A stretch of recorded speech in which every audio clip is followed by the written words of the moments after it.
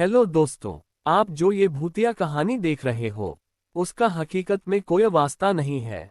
ये सिर्फ मनोरंजन के लिए ही है। कहानी का शीर्षक अंधेरे के परछाए।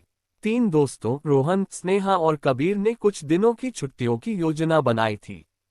वे तीनों हमेशा से रोमांच और अज्ञात जगहों की खोज में रुचि रखते थे।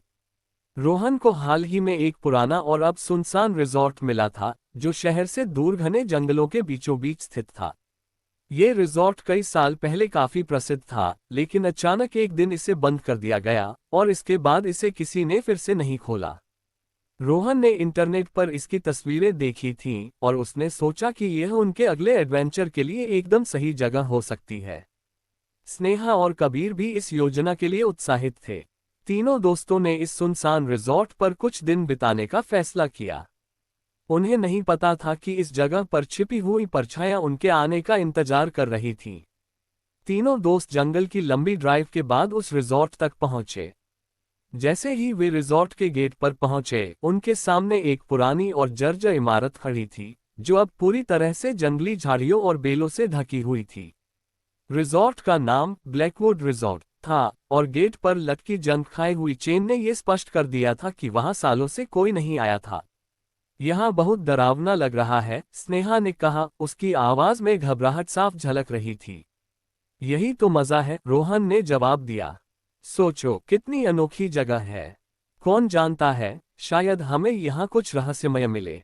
कबीर, जो हमेशा तर्कशील था, ने कहा, यहाँ कोई भी रहस्यमय चीज नहीं होगी, ये सिर्फ एक पुराना सुनसान रिजॉर्ट है। चलो अंदर चलते हैं। तीनों दोस्तों ने रिजॉर्ट के अंदर प्रवेश किया। रिजॉर्ट की लॉबी में जाले और धूल की परतें छाई हुई थीं। हर कदम पर लकड़ी की फर्श चरमराती थी और हवाओं की आवाज खिड़कियों से टकराकर एक भयानक ध्वनि पैदा कर रही थी। पहले दिन सब कुछ सामान्य था। वे तीनों अपने कमरे में सामान रखकर रिजॉर्ट की खोज में लग गए।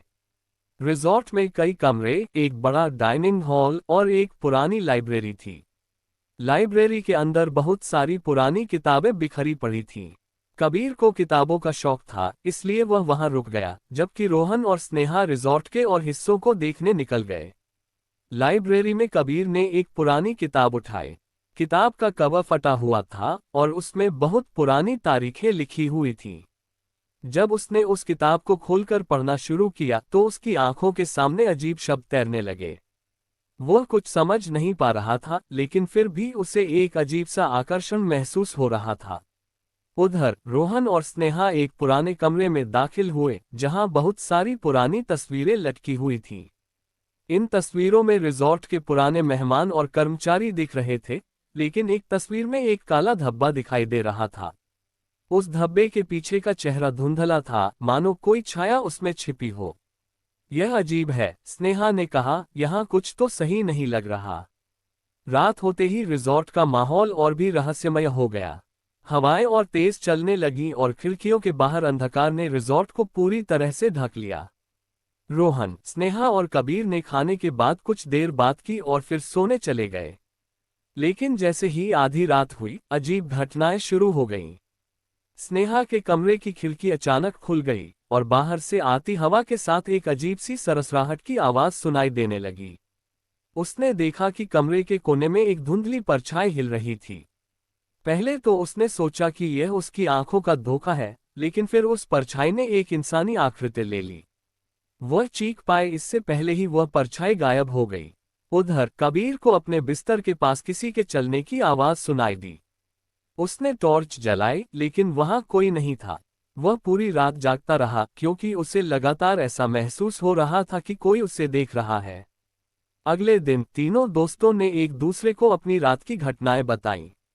वे सभी घबराए हुए थे, लेकिन रोहन ने इसे एक मानसिक खेल मानते हुए कहा, यह हमारे दिमाग का खेल हो सकता है। शायद हमें इस रिजॉर्ट के इतिहास के बारे में कुछ पता लगाना चाहिए। उन्होंने रिजॉर्ट की पुरानी फाइलें खंगालनी शुरू की। एक पुरानी डायरी उन्हें मिली, जिसमें रिजॉर्ट के आखिरी मैनेजर की बातें लिखी थीं। डायरी में लिखा था कि कई साल पहले यहाँ कुछ लोग रहस्यमय तरीके से गायब हो गए थे। रिजॉर्ट के कर्मचारी कहते थे कि यह जगह अंधेरे के साए से घिरी हुई है। रिजॉर्ट के अंदर कुछ ऐसी बुरी शक्तियां थीं जो अंधेरे में छिपी रहती थीं और उन लोगों को अपने अंदर खींच लेती थीं जो यहाँ रात में रुकते थे। तीनों दोस्त अब इस रहस्य को हल करने के लिए दृढ़ संकल्पित हो गए थे, लेकिन वे नहीं जानते थे कि उनकी जिंदगी अब पूरी तरह से बदलने वाली है। उस रात जैसे ही अंधेरा हुआ, रिजॉर्ट के अंदर का माहौल और भी डरावना हो गया। हवाएं और भी तेज हो गईं, खिड़कियां खुद ब खुद खुलने लगीं और उन्हें लगातार अजीब आवाजें सुनाई दे रही थीं। स्नेहा ने देखा कि उसकी खिड़की के बाहर एक काले धुएं की तरह कुछ हिल रहा है। जैसे ही उसने खिड़की बंद करने की कोशिश की, वह काला धुआं उसके कमरे के अंदर आ गया और एक भयानक परछाई में बदल गया। वह चीखना चाहती थी, लेकिन उसकी आवाज घुट गई। परछाई उसके सामने खड़ी हो गई और उसकी आंखों में एक गहरा अंधकार था। उसी समय कबीर और रोहन को भी अजीब चीजें महसूस होने लगी।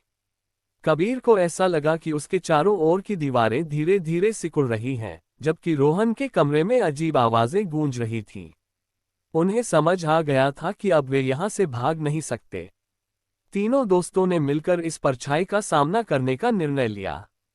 रोहन ने कहा, हमें रिजॉर्ट के केंद्र में जाना होगा, शायद वहां हमें कोई सुराग मिल सके। वे तीनों रिजॉर्ट के पुराने डाइनिंग हॉल में पहुंचे। जैसे ही वे वहां पहुंचे, चारों ओर की परछाइयां और भी गहरी हो गईं। उन्हें लगा कि जैसे अंधकार उन्हें अपने अंदर खींच रहा है। अचानक एक जोरदार ध्वनि के साथ हॉल के चारों ओर दरवाजे बंद हो गए। अब वे फंस चुके थे। यहां से बाहर निकलने का कोई रास्ता नहीं है, स्नेहा ने घबराते हुए कहा। हम एक साथ हैं, रोहन ने कहा। हमें मिलकर लड़ना होगा। अचानक रिजॉर्ट के अंदर की हवाएं शांत हो गईं और एक गहरी आवाज गूंजने लगी। तुम यहाँ क्यों आए हो? उस आवाज ने पूछा। हम इस जगह का सच जानने आए हैं, रोहन ने जवाब दिया। यहाँ से चले जाओ, वरना तुम भी उन परछाइयों का हिस्सा बन जाओगे, आवाज ने चेतावनी दी। रोहन, स्नेहा और कबीर ने एक दूसरे की ओर देखा। उन्हें अब पता चल गया था कि यह रिजॉर्ट सिर्फ एक भूतिया जगह नहीं थी। यह एक जाल था जो उन लोगों को अपनी परछाइयों में समा लेता था जो यहाँ फंस जाते थे। उन्होंने तुरंत वहां से भागने का फैसला किया। किसी तरह वे रिजॉर्ट से बाहर निकलने में सफल हो गए। जैसे ही वे जंगल के पास पहुंचे, उन्हें एहसास हुआ कि वे अब भी जिंदा हैं।